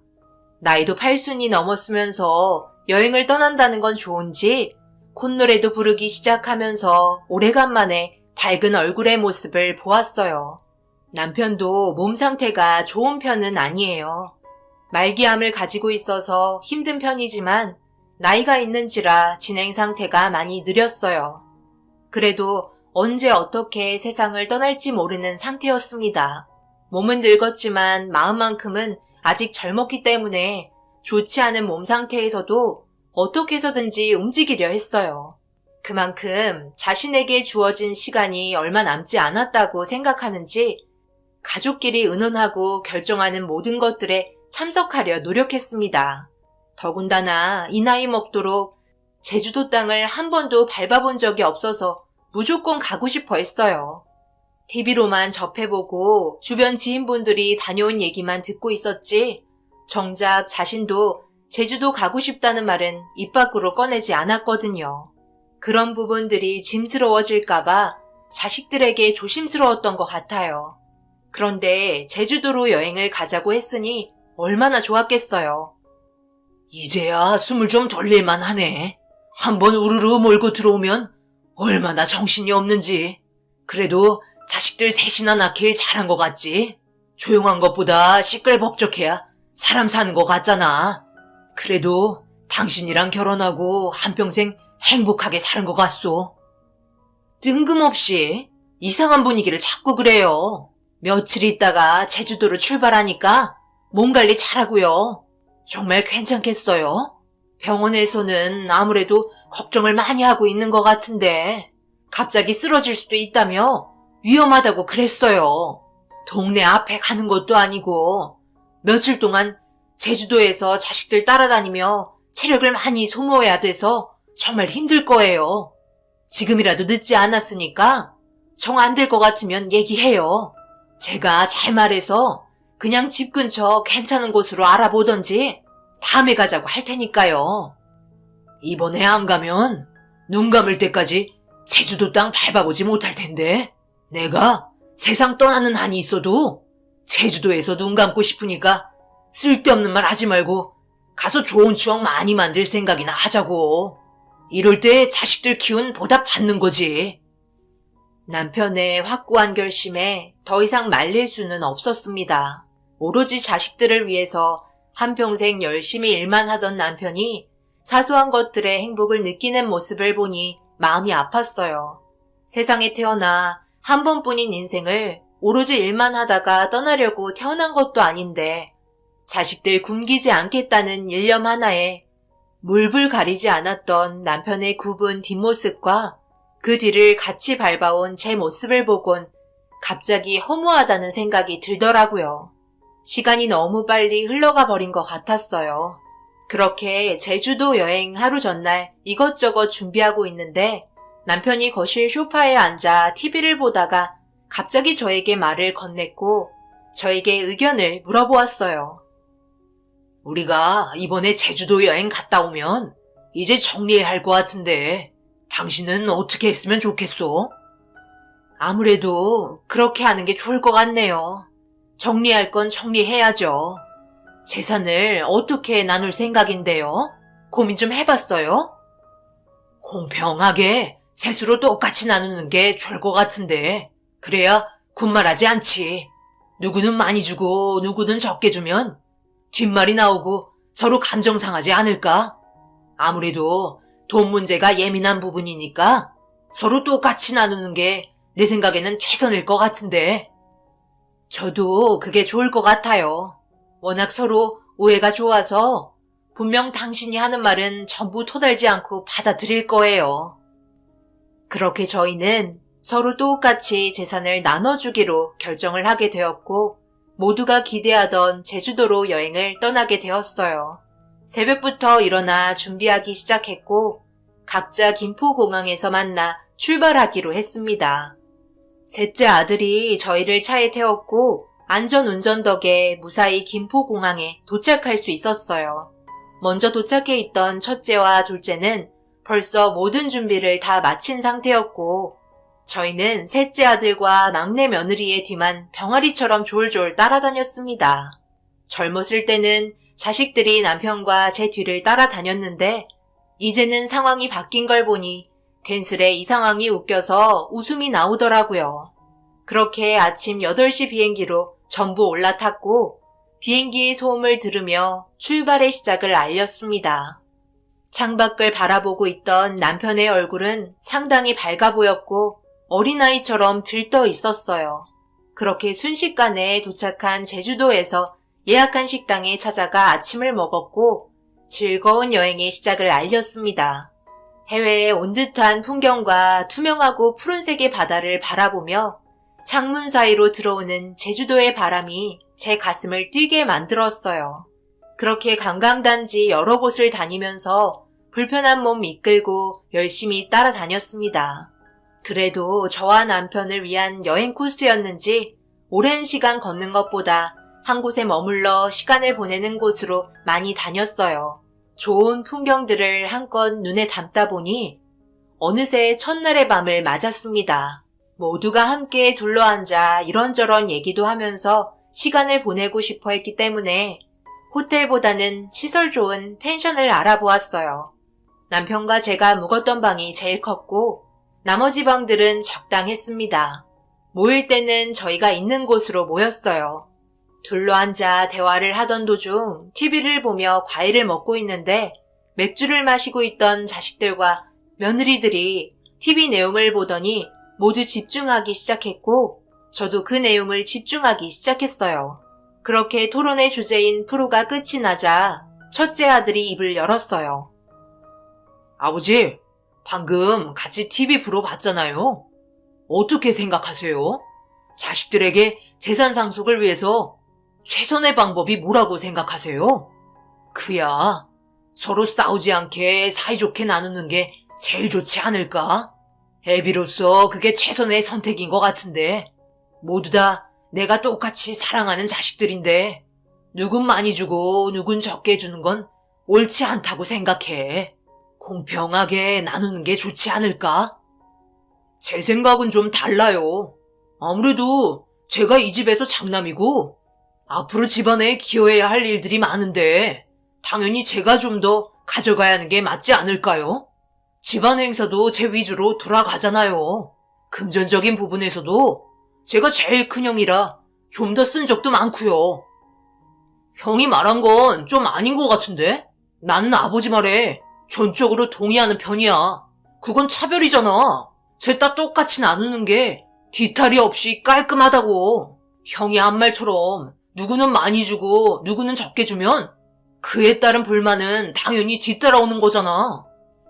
분위기는 순식간에 안 좋아졌어요. 역시나 돈 문제는 우애 좋은 자식들도 피해갈 수 없었는지 서로가 예민해졌고 각자의 생각을 꺼내놓기 시작했습니다. 제일 큰 문제는 전혀 조율이 되지 않았어요. 거기에 더해 부모를 앞에 앉혀놓고 서로 더 많이 가져가겠다고 난리를 치기 시작했어요. 정말 들어주기 힘들었습니다. 남편은 묵묵히 서로 대화하는 내용을 듣고 있었고 술까지 먹어서 그런지 분위기는 점점 험악해졌어요. 그러던 도중 큰 며느리가 셋째 아들에게 한 소리를 하면서 서로 알게 모르게 불만이 쌓여 있었는지 그 감정이 터지게 되었고 엄청난 파동을 불러일으켰습니다. 막내 도련님은 항상 그게 문제야. 너무 토를 달아. 다 생각이 있어서 그런 건데 그걸 꼭 그런 식으로 비꼬아야겠어요? 당연히 아버님, 어머님 세상 떠나시면 재산 문제라든지 각종 행사는 전부 저희가 중심으로 움직일 텐데 그냥 숟가락만 얹을 거잖아요? 제가 몰라서 그래요. 여태까지도 막내라고 그렇게 하셔놓고 돈은 많이 가져가겠다? 너무 속보이는 행동이라고 생각되지 않나요? 그렇게 하시면 저희가 손해보는 건 당연하잖아요? 손해보면서까지 도련님 의견 당연히 받아들일 수 없을 것 같네요. 말이 좀 심하신 것 같은데요? 재산 문제는 형제들끼리 해결할 문제니까 형수님은 좀 빠져주시죠. 욕심이 제일 많은 건 큰형이 제일 많거든요. 어렸을 때부터 그랬어요. 좋은 건 무조건 자기가 다 가져가려고 했고 그리고 무조건 큰형이라고 희생했는 줄 알아요? 뭐든 자기가 하기 싫은 건 둘째 형이랑 저에게 다 시켰다고요. 부모님 돌아가시면 각종 행사나 제사요? 솔직히 지금 앞에 부모님 계셔서 그렇지 두 분 다 세상 떠나시면 손가락 까딱 안 할 거잖아요. 여태까지 속아주면서 살았는데 제가 모를 것 같아요? 그만들 해라. 내가 제주도에까지 와서 너희들 싸우는 모습 봐야 되는 거냐? 차라리 이렇게 싸울 거면 안 주는 게 100배 1000배 낫겠다. 그냥 전 재산 너희들한테 안 주고 전부 기부할 테니까 그런 줄 알아. 너희들 이렇게까지 하는 거 보니까 내가 세상 떠나면 어떻게 되겠냐? 서로 더 가져가겠다고 아주 난리를 칠 거 아니야. 집에 도착하는 순간 전 재산 모두 기부할 거니까 더 이상 아무 말도 하지 말거라. 그리고 내일 당장 집으로 돌아갈 테니까 그런 줄 알아. 서로 위해줘도 모자랄 판에 잘하는 짓이다. 남편은 여태껏까지 살면서 자식들에게 단 한 번도 큰 소리 낸 적이 없었습니다. 최대한 화를 내지 않고 좋게 풀어나가려고 노력하는 스타일이죠. 그런데 이번만큼은 남편도 화가 너무 많이 났는지 자리에서 일어나 소리치고 방으로 들어갔어요. 그 와중에 서로 엄청 째려보며 흥분을 가라앉히지 않고 있었습니다. 저도 일어나면서 자식들에게 한 소리 했어요. 이럴 거면 제주도 왜 온 거냐고. 너희 아빠 한번 뱉은 말은 꼭 지키는 거 알면서 너무 생각 없이 행동했다고 실망스러운 눈빛을 보내고 저 또한 방으로 들어갔습니다. 거실에서는 아직까지도 재산 문제로 티격태격하고 있었어요. 남편이 화가 머리끝까지 올라온 상태인데도 밖에서는 술을 먹어서 그런지 점점 더 언성이 높아졌습니다. 남편은 씁쓸한 얼굴 표정을 보이며 이대로 눈 감으면 안 봐도 비디오일 것 같다고 한숨을 쉬고 있었습니다. 그리곤 가방에서 다이어리와 펜을 집어들더라고요.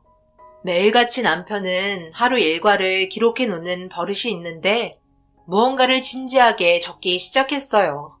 그리곤 한 장을 찢더니 저에게 사인하라면서 건네주더라고요.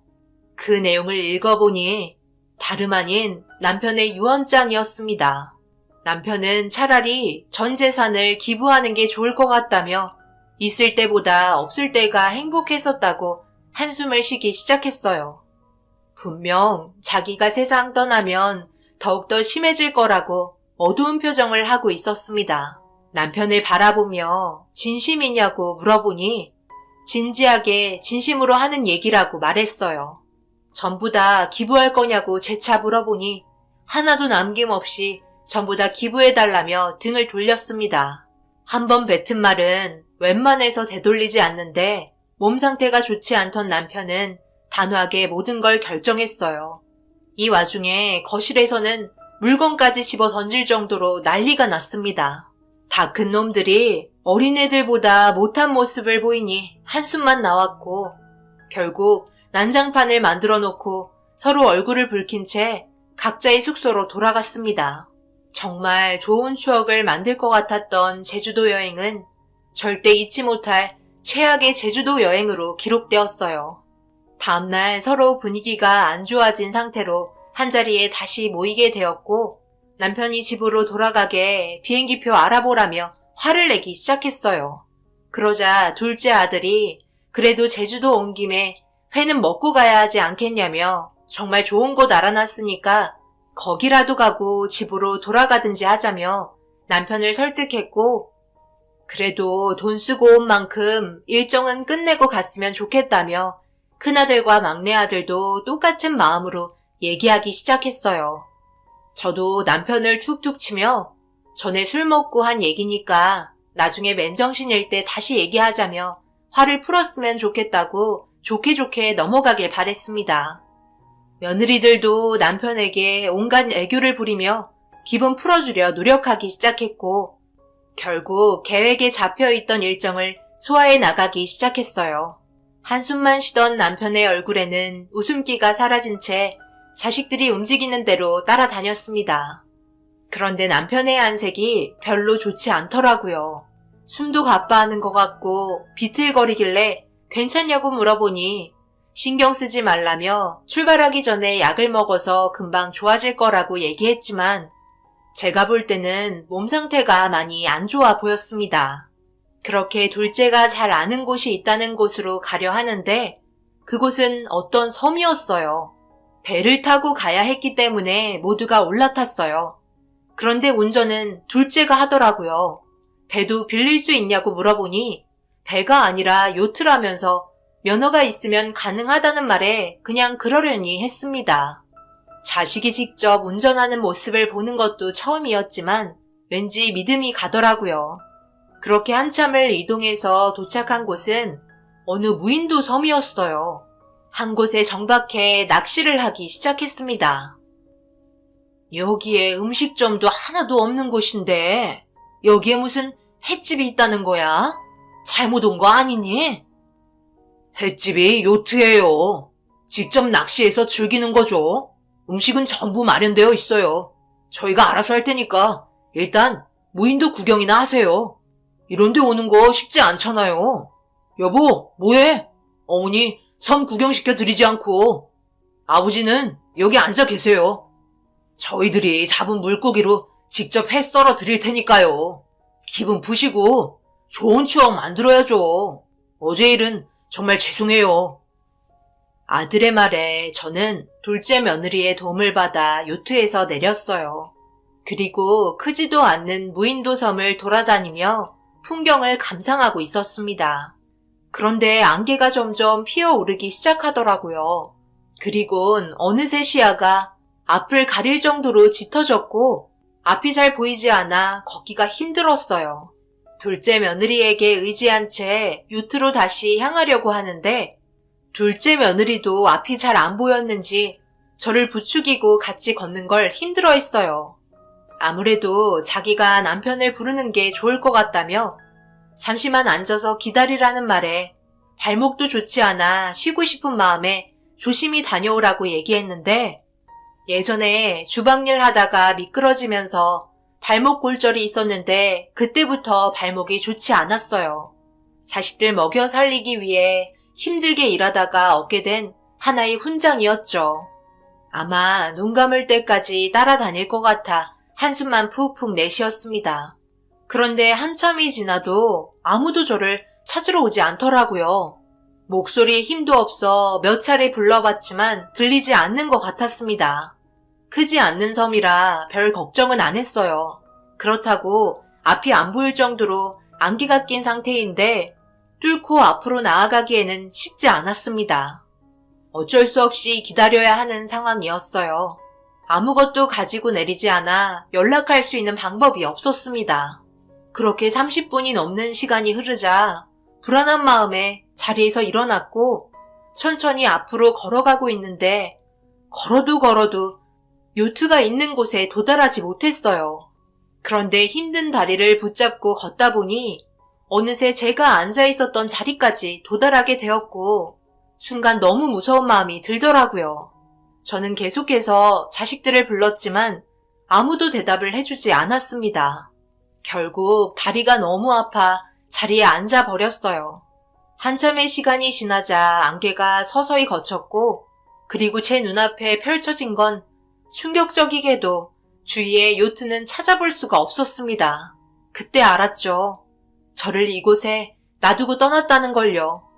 제가 할 수 있는 건 아무것도 없었어요. 누군가가 제가 있는 무인도에 도착을 해야 도움을 받을 수 있는 상황이었습니다. 결국 밤이 될 때까지 아무도 찾아오지 않았고 그에 따른 엄청난 공포가 저를 무섭게 만들었어요. 추위를 피할 곳도 없이 바람을 그대로 맞아야 했어요.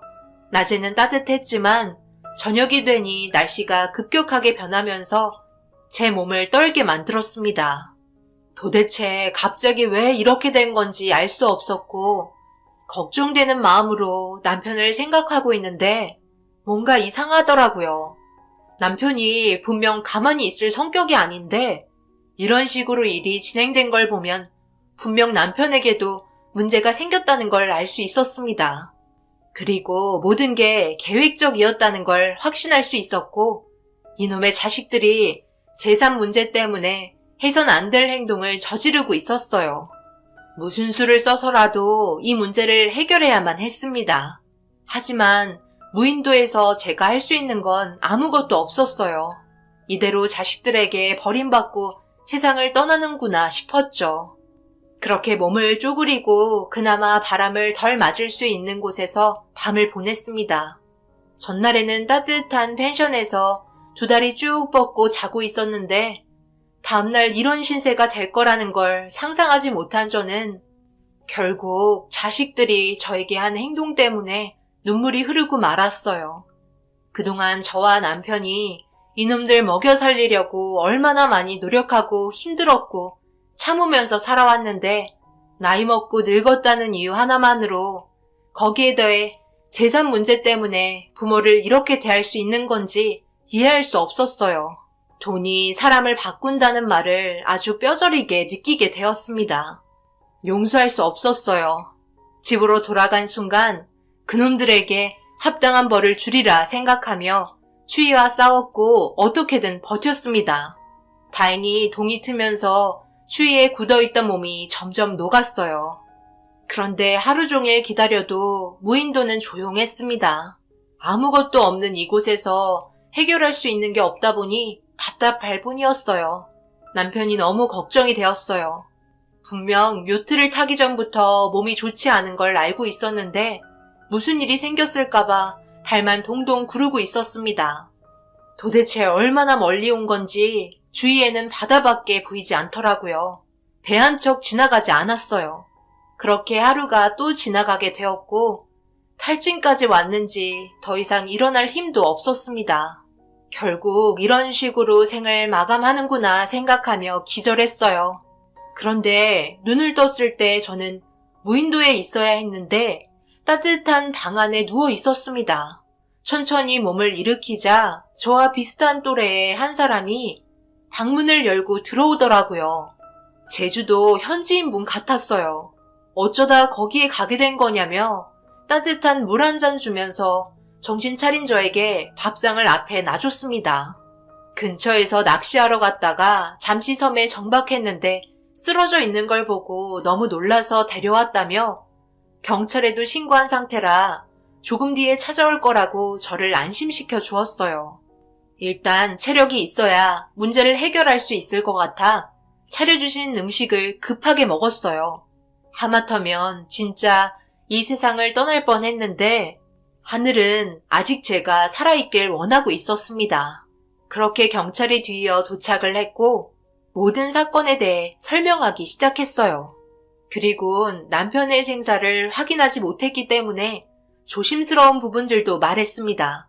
경찰분들은 일단 좀 더 상황을 지켜보고 접근하는 게 좋을 것 같다며 조사를 하기 시작했고 모든 내용은 제가 살고 있는 곳으로 넘겨질 거라며 도움이 필요하면 그곳에다 요청하길 바란다면서 제가 서울로 다시 갈 수 있게 도움을 주셨습니다. 그렇게 비행기를 타고 다시 김포공항에 도착했을 때 경찰분들이 앞에 대기하고 계셨어요. 무사히 도움을 받아 집까지 도착할 수 있었습니다. 저는 친한 지인을 만나 모든 사실을 알렸고 충격적이게도 남편이 세상을 떠났다는 소식을 접하게 되었어요. 옆에 함께 계셨던 경찰분께서 모든 내용을 적기 시작했어요.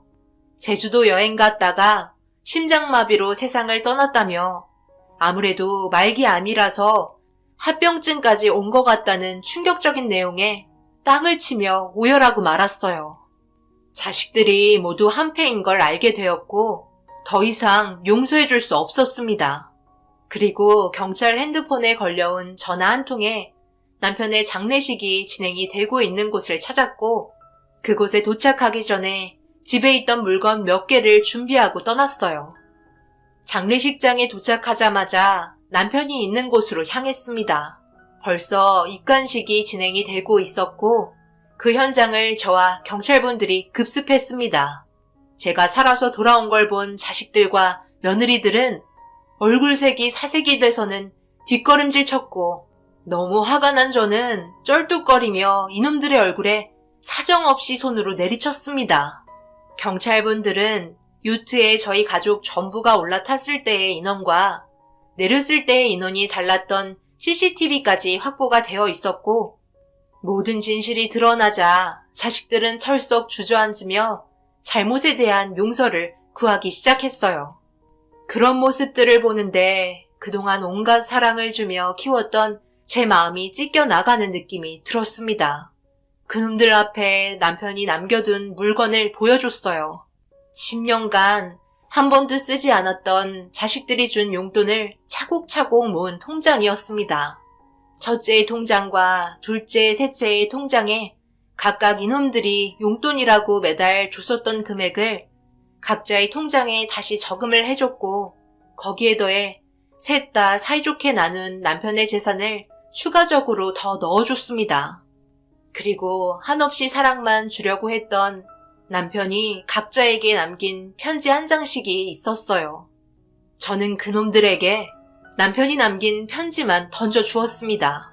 그리고 경찰분들에게 전부 연행해달라고 요청했고 그동안 남편이 힘들게 번 돈 모두는 전부 남편의 마지막 유언대로 기부하겠다며 그놈들을 경찰서로 보냈습니다. 그렇게 혼자 장례를 치르며 영정사진에 있는 남편의 얼굴을 보면서 하염없이 눈물을 흘렸어요. 남편은 소문대로 심장마비로 세상을 떠났었어요. 아무래도 마지막에 무인도에서 부모를 버린 자식들의 극단적인 선택에 몸도 좋지 않은 상태에서 충격을 받아 심장마비로 쓰러진 것 같았어요. 그렇게 쓰러진 남편만 요트에 태워 출발한 것 같았습니다. 남편과 마지막 순간을 함께하지 못했던 게 너무나 가슴이 아팠어요.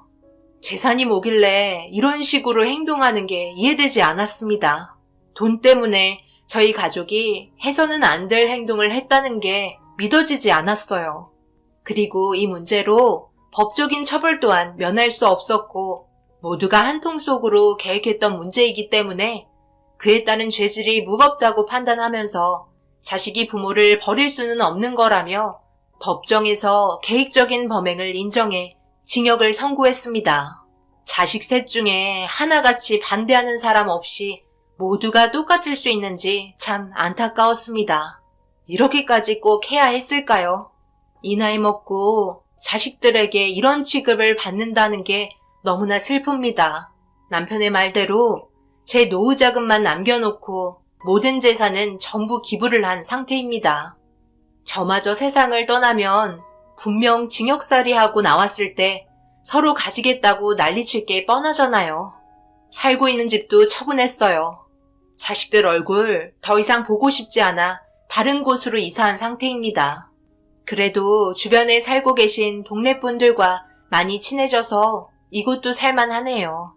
2번 다시 얼굴 안 보고 사는 게 좋을 것 같습니다. 용서해줄 마음이 없어요. 남은 인생 조용히 살다 떠나렵니다. 제 사연 들어주신 분들, 오늘 하루도 행복하셨나요? 그 행복 깨지지 않게 항상 열심히 사시는 모습 뒤에서 응원하겠습니다. 감사합니다.